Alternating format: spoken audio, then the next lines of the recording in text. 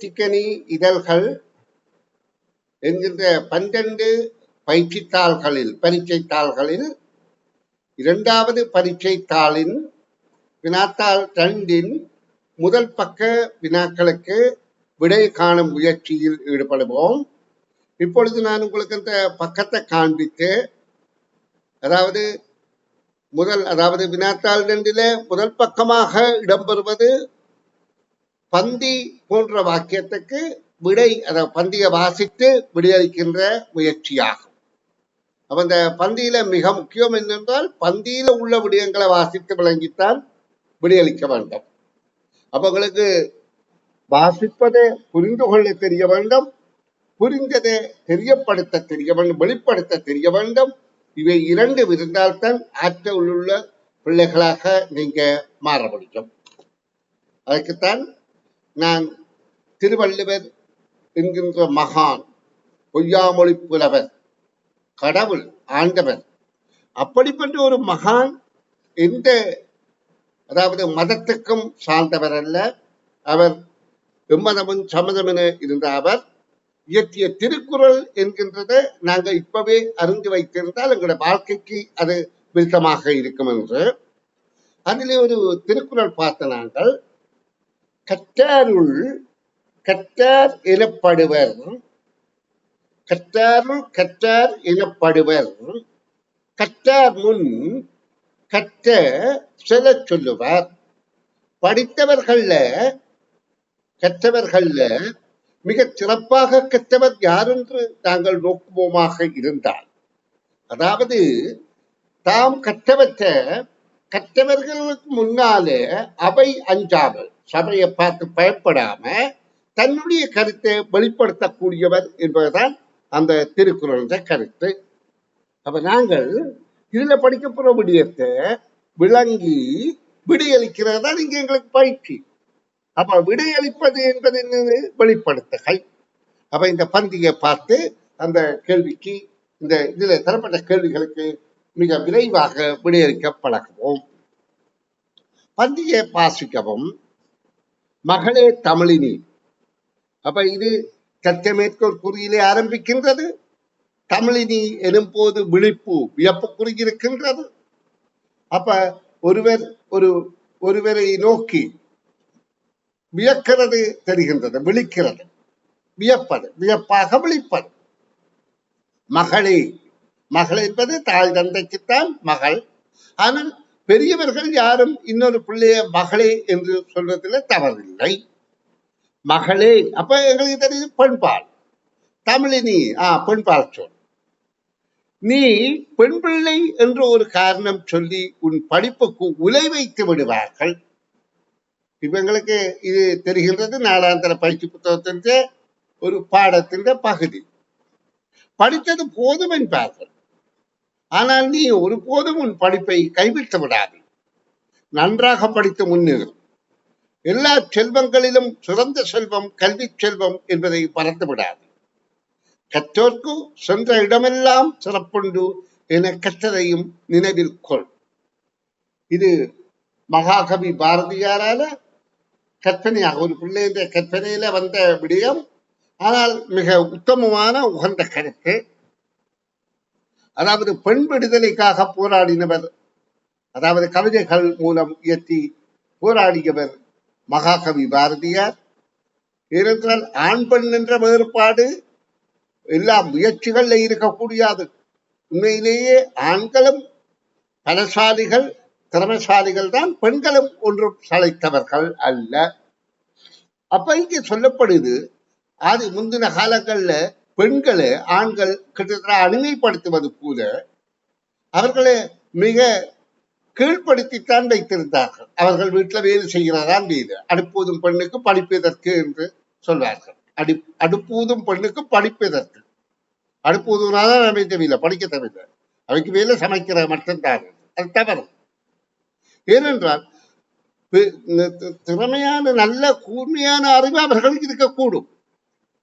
சரி, மகளே தமிழினி, நீ பெண் பிள்ளை என்று காரணம் சொல்லி ஒரு காரணம் சொல்கிறார். நீ பெண் பிள்ளை என்ற ஒரு காரணத்தை சொல்லி உன் படிப்புக்கு உலை வைத்து விடுவார்கள். உலை வைக்கிறது என்றது இல்லாம பண்றது, அழிக்கிறது. உலகித்து விடுவார்கள், நெருப்பிலே எரித்து விடுவார்கள். படித்தது போதும் என்பார்கள். நீ படிக்க காணும் என்பார்கள். ஆனால் நீ ஒரு போதும் உன் படிப்பை கைவிட்டு விடாதே. அவர் சொல்ற ஆலோசனையா நீ அந்த படிப்பை கைவிட்டுடாது.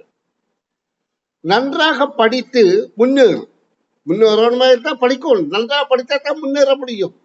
படிப்புத்தான் உண்மையிலே உலகத்திலேயே சிறந்த செல்வம். அது எங்களுக்கு விளங்காது, எல்லாருக்கும் விளங்காது. ஆனா படித்தவையின் பெருமதி அவைக்குத்தான் தெரியும். என்னடா அவர்களே அவர்களுடைய அறிவு காப்பாற்றும். எல்லா செல்வங்களிலும் சிறந்த செல்வம் கல்வி செல்வம் என்பதை மறந்து விடாது. இந்த உலகத்தில் கிடைக்கக்கூடிய எல்லா செல்வங்களையும், அதாவது வீரம், அதாவது கல்வி, செல்வம், வீரம். கல்வி என்பது படிப்பறிவு, செல்வம் என்பது பணம், வீரம் என்பது ஆரோக்கியம், உடல் ஆரோக்கியம் போன்று இந்த 3 செல்வங்களை இதே போல இதர செல்வங்களை பார்த்தால் இதிலெல்லாம் கிடைக்கக்கூடிய பயன் இந்த கல்வி செல்வத்தினால் கிடைக்கும். ஏனென்றால் மற்ற செல்வங்களை அனுபவிப்பதற்கு கல்வி செல்வம் அவசியம் என்பதுதான் கருத்து. இல்லாவிட்டால் பிரயோசனம் இல்லை. அப்ப கல்வி செல்வம் என்று மறுத்தால் செற்றோருக்கு சென்ற இடமெல்லாம் சிறப்பொன்று என கற்றதை நினைவிற்கொள். படித்தவர்களுக்கு எங்க போனாலும் ஒரு மரியாதை இருக்கும் என்பதுதான் அந்த கருத்து. அப்ப இந்த பந்தியை வாசித்து சரியான விடிய புள்ளிக்கோட்டில் எழுதுக. இந்த பந்திக்கேற்ப விடிய புள்ளிக்கோட்டில் எழுதப்போம். இப்பந்தியில் கூறப்பட்ட உரை தமிழனுக்கு யாரால் கூறப்பட்டதாக இருக்கும்? பந்தியில் அந்த தகவல் தரப்படவில்லை. எங்களுக்கு பாட புத்தகத்தில் கற்றப்பட்டால் தெரியும், மகாகவி பாரதியார். அப்ப நாங்கள் அதை எப்படி விடியளிப்போம்? மகாகவி பாரதியார் அல்லது பாரதியாரால். அடுத்து உலை வைத்து விடுவார்கள் எனும் மரபுத்துடன் கருத்து யாது? இல்லாமல் பண்ணி விடுவார்கள், அழித்து விடுவார்கள், நிறுத்தி விடுவார்கள் என்ற கருத்தை நாங்கள் தெளிவுபடுத்தலாம். பந்தியில் உள்ள மூதுரையின் முன்பகுதியை எழுதுக. இதுல என்ன மூதுரை சொல்லப்படுது? கற்றோர்க்கு சென்ற இடமெல்லாம் சிறப்புண்டு என கற்றதையின் நினைவில் கொள் என்று சொல்றார். அப்ப கற்றோர்க்கு சென்ற இடமெல்லாம் சிறப்பொன்று. இது முன்பு அவை பாட்டியால் கூறப்பட்ட ஒரு மூதுரை. அது என்ன சொல்லப்பட்டது? நாங்கள் பாடப்புத்தகத்தில் படித்திருக்கிறோம். அதாவது இந்த மூதுரை நாங்க பயிற்சி புத்தகத்துல படித்தது எங்களுக்கு ஞாபகம் இருக்குது. அப்ப அதை கொண்டு நாங்கள் இதற்கு விடுதல் வேண்டும். அதாவது பந்தியூரும் மூதுரையின் முன்னுரை. மன்னனும் மாசர கற்றோனும் செய்தோக்கின் மன்னனின் கற்றோன் சிறப்புடையோன், மன்னருக்கு தந்தேசமல்லால் சிறப்பில்லை, கற்றோனுக்கு சென்ற இடமெல்லாம் சிறப்பு என்பதுதான் அந்த மூதுரை. அப்ப முன்பகுதியை எழுதினார். சரி, பந்தியில் உள்ள முன்னிலை ஒருமை பொதுப்பாச்சொல் எழுதுக. நீ என்பது பொதுப்பாச்சொல். அதுல ஆனா பெண்ணா என்று தெரியவில்லை. அப்ப ஆண்பால் பெண்பால் சொல்ல முடியாது. ஆனா ஒருமைதான். அப்ப பன்மையிலே எங்களுக்கு பிரச்சனை இல்லை. நீங்கள் என்றதும் அது ஆனா பெண்ணா தெரியாது, அது பொதுப்பாச்சொல். ஆனால் பன்மை சொல். இது ஒருமையிலேயும் நீ என்பது ஆண்பால் பெண்பால் தெரியாதபடியால் பொதுப்பாச்சொல், ஒருமை பொதுப்பாச்சொல் முன்னிலை. அடுத்தது பந்தியில் உள்ள பேர் அடைமொழி சொல். அடைமொழி என்றால் ஒரு சொல்லோடு இன்னொரு சொல் சேர்ந்து அந்த கருத்தை தெளிவுபடுத்துவது. இந்த பேர் சொல்ல அடைமொழியாக கொண்டு, அதாவது இந்த பேர் சொல்லோடு ஒரு அடைமொழி சேர்ந்து அந்த சொல்ல அதிகம் விவரிக்கின்றது எது என்பதுதான் கேள்வி. இப்ப நாங்க பந்தியை பார்த்தால், மகளே தமிழினி, நீ பெண் பிள்ளை என்ற காரணம் சொல்லி உன் படிப்புக்கு உதை வைத்து விடுவார்கள், படித்தது போதும் என்பார்கள். ஆனால் நீ ஒரு போதும் உன் படிப்பை கைவிட்டு விடாதே, நன்றாக படித்து முன்னேறு. எல்லா செல்வங்களிலும் சிறந்த செல்வம். இங்கே செல்வம் என்பது பெயர் சொல். அதுக்கு முன்னுக்கு இந்த செல்வம் என்பது பெயர் சொல். அதுக்கு முன்னுக்கு இந்த சிறந்த என்பது, அதாவது பெயர் அடைமொழியாக, பெயருக்கு அடைமொழி, அது அடைமொழி. ஆனா பெயர் சொல்லுக்கு முன்னு வந்தபடியா அது பெயர் அடைமொழி. வினை சொல்லுக்கு முன்னு வந்தால் அது வினை அடைமொழியாக இருக்கும். சிறந்த செல்வம்.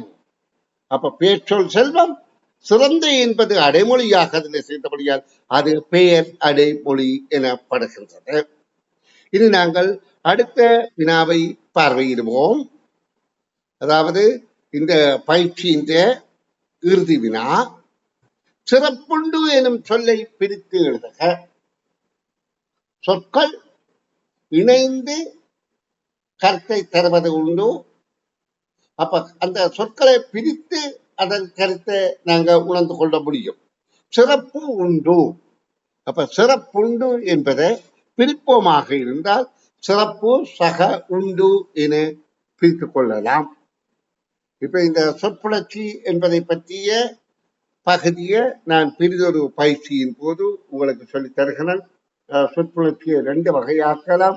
இயல்பு புணர்ச்சி, விகார புணர்ச்சி. விகார புணர்ச்சியில 3 விகாரம்: தோன்றல் விகாரம், மறைதல் விகாரம், திரிதல் விகாரம். இது திரிதல் விகாரம். சிறப்பு உண்டு, சிறப்பு உண்டு என்பது திரிதல் விகாரம் அல்ல, இது மறைதல் விகாரம். என்ன காரணம் என்றால், உண்டு என்றதுல ஊன இல்லாம போயிட்டு மற்ற 2 சொற்கள்லையும் இது இருக்கின்றது. அப்ப ஊன இல்லாம போயிருக்கின்றபடியால் அது மறைதல் விகாரம் என்பது நான் உங்களுக்கு அந்த பயிற்சியை தெளிவுபடுத்துகிற போது சொல்லித்தார்.